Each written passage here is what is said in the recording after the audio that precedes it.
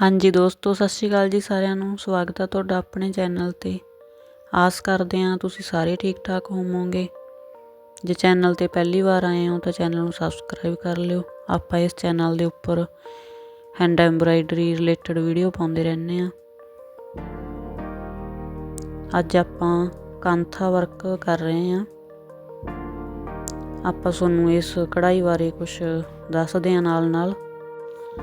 ਕਾਂਥਾ ਕਢਾਈ ਦੇ ਵਿੱਚ ਰਨਿੰਗ ਟਾਂਕਾ ਵਰਤਿਆ ਜਾਂਦਾ ਹੈ।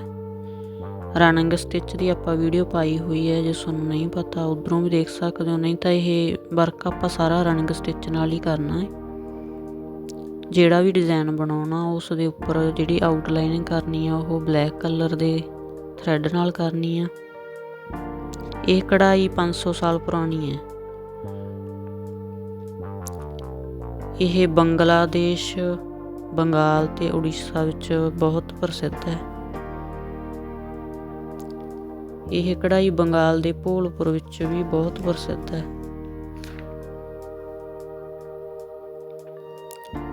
ਇਸ ਕਢਾਈ ਦੀ ਜਿਹੜੀ ਸ਼ੁਰੂਆਤ ਸੀ ਉਹ ਸਮਿਤੀ ਦਦੀਆ ਇੱਕ ਟੀਚਰ ਨੇ ਕੀਤੀ ਸੀ।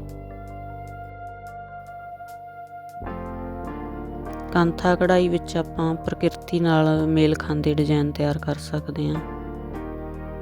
ਇਸ ਦੇ ਵਿੱਚ ਜਿਵੇਂ ਮਨੁੱਖ ਦੀਆਂ ਤਸਵੀਰਾਂ, ਪਸ਼ੂ, ਫੁੱਲਾਂ ਅਤੇ ਪੰਛੀ, ਜਮੈਟਰੀਕਲ ਡਿਜ਼ਾਈਨ, ਮੱਛੀਆਂ, ਕੋਈ ਵੀ ਪ੍ਰਕਿਰਤੀ ਨਾਲ ਮੇਲ ਖਾਂਦੇ ਜਿਵੇਂ ਮੋਰ ਹੋ ਗਿਆ, ਇੱਦਾਂ ਦੇ ਆਪਾਂ ਡਿਜ਼ਾਈਨ ਬਣਾ ਸਕਦੇ ਹਾਂ।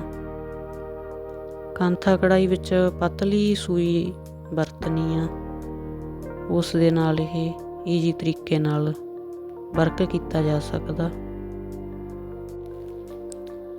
ਕਾਂਥਾ ਵਰਕ 8 ਪ੍ਰਕਾਰ ਦਾ ਹੁੰਦਾ ਹੈ। ਲੈਪ ਕਾਂਥਾ, ਸੁਜਾਨੀ ਕਾਂਥਾ, ਬੈਟਨ ਟਾਂਕਾ, ਦੁਰਜਨੀ ਥਾਲੀਆ, ਕੁਆਰ ਕਾਂਥਾ, ਅਰਚੀਲਤਾ ਕਾਂਥਾ, ਰੁਮਾਲ ਕਾਂਥਾ, ਦੋ ਰੁੱਖਾ ਜਾਂ ਦੋ ਤਰਫਾ ਕਾਂਥਾ।